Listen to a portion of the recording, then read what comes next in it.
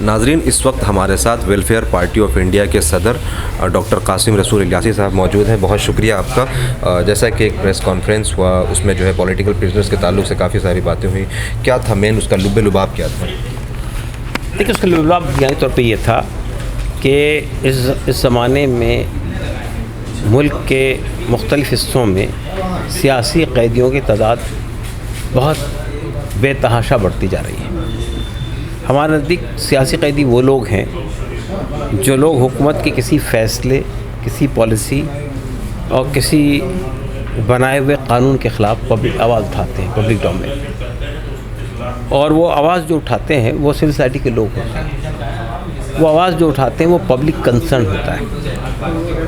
ऐसे लोगों को बेबुनियाद इल्ज़ामात के तहत में और मुल्क में बने हुए काले कवानीन लगाकर लंबे अरसे तक जेल के सलाखों पीछे धकेल दिया जाता है। वो सियासी कैदी है और ये काले कानून के होने की वजह से उनको आसानी से बेल नहीं मिलती है और उनका जो यानी ये ट्रायल है वो बहुत लंबा हो जाता है।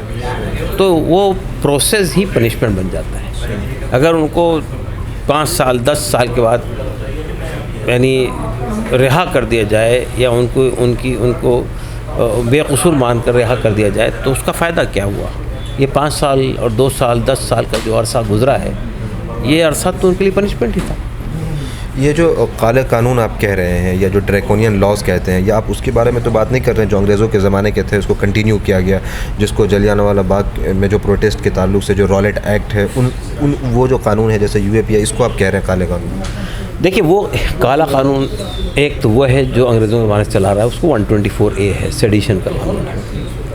लेकिन उसके बाद तो हमारे मुल्क में बना है ना, UAPA 1967 में बना था और अब उसको बढ़ाते बढ़ाते उसको खासा सख्त बना दिया गया। गचको का, मको का, NS और एफ्सपा, ये सब हमारी गवर्नमेंट ने बनाया है। तो ये सब काले कानून है, इसलिए कि ये कानून जब आते हैं तो जो फंडामेंटल राइट्स हमको कॉन्स्टिट्यूशन ने दिए हैं वो सब सॉल्व हो जाते हैं। यानी right to express, right to speak, right to speech, right to express, ये हमारा फंडामेंटल राइट है आर्टिकल 19 के तहत। लेकिन जैसे ही आप कोई आवाज़ उठाते हैं आपको गिरफ्तार कर लिया जाता है। तो ये इसलिए मैं कहना चाहता हूँ ये सब काले कवानीन हैं। एक तरफ तो ये तमाम काले कवानीन है जिसमें बेल मिलना या फिर ज़िंदगी बर्बाद होना बहुत आसान हो जाता है। दूसरी तरफ यहाँ पे पुलिस एडमिनिस्ट्रेशन में ऐसे बहुत सारे लोग हैं जो ये कहते हैं कि मुसलमान नाम ही होना काफ़ी है आपको जो है जेल के पीछे, सलाखों के पीछे डालने के लिए। तो तब क्या करेंगे इन कानून को?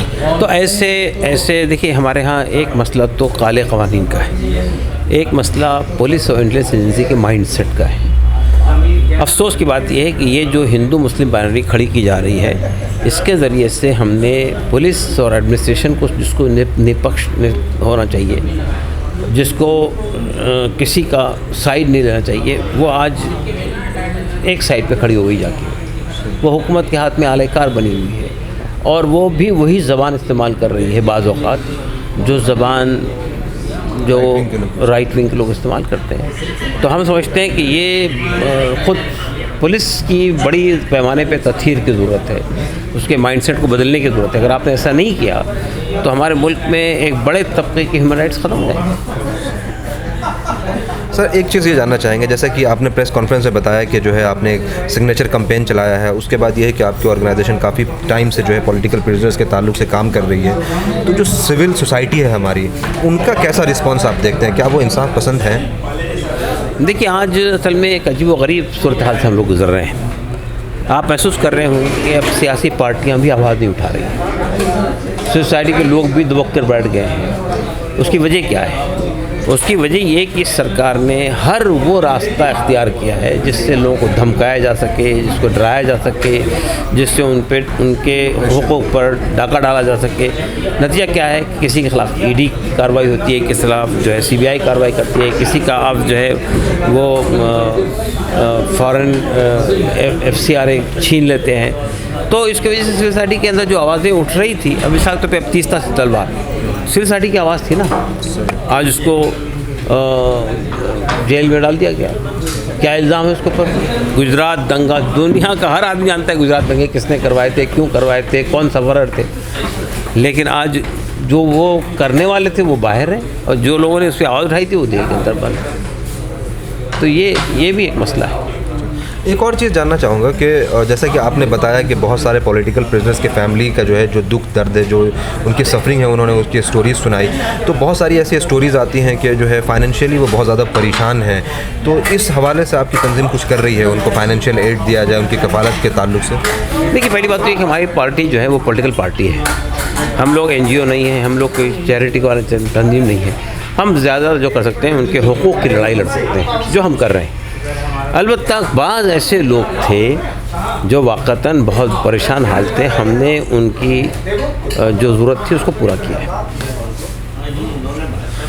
आखिरी सवाल आपसे ये पूछना चाहूँगा कि ये तमाम जो कैंपेन चल रहा है और इसमें मुस्लिम जर्नलिस्ट और एक्टिविस्ट जो हैं उनका क्या रोल हो सकता है? देखिए, मुस्लिम जर्नलिस्ट एक्टिविस्ट का बहुत बड़ा रोल है। मुस्लिम जर्नलिस्ट एक्टिविटीज़ को ऐसे लोग जिन तक लोग नहीं पहुँच पाए, वो किसी भी धर्म के वाबस्ता हो सकते हैं, मुसलमान भी हो सकते हैं, दलित भी हो सकते हैं, आदिवासी भी हो सकते हैं, जिनकी आवाज़ दब के रह गई है, कोई सुनवाई नहीं, उनके हुकूक़ ख़त्म हो रहे हैं। भाई कोई बहुत प्रोमिनेंट लोग हैं, उनकी आवाज़ तो उठ रही है, लेकिन जो प्रोमिनेंट लोग नहीं हैं, हमारे बेटा जेल में बंद है, आप जानते हैं, उमर खालिद, उसने हमें इत्तला भेजी थी कि यहाँ पे अभी 9 के करीब लोग मुर्शिदाबाद के UAPA के तहत अंदर लाए गए हैं। उनको ये भी मालूम नहीं उनका जुर्म क्या है, और इंतहाई गरीब ख़ानदान के लोग। हमने उनके केस को लिया, टेकअप किया, उनका केस भी लड़ रहे हैं और उनकी ख़ानदान की ज़रूरत भी पूरी कर रहे हैं।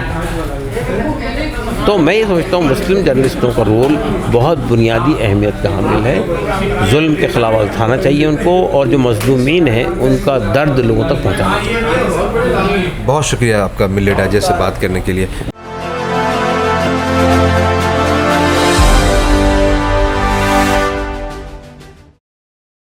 आपसे मेरी अपील है कि अगर आपने चैनल को सब्सक्राइब नहीं किया है तो जरूर सब्सक्राइब करें, बेल आइकन भी प्रेस करें ताकि खबरें आप तक बर वक्त पहुंच सकें। मजीद अपडेट्स के लिए आप व्हाट्सएप ग्रुप भी ज्वाइन कर सकते हैं, लिंक डिस्क्रिप्शन में मौजूद है।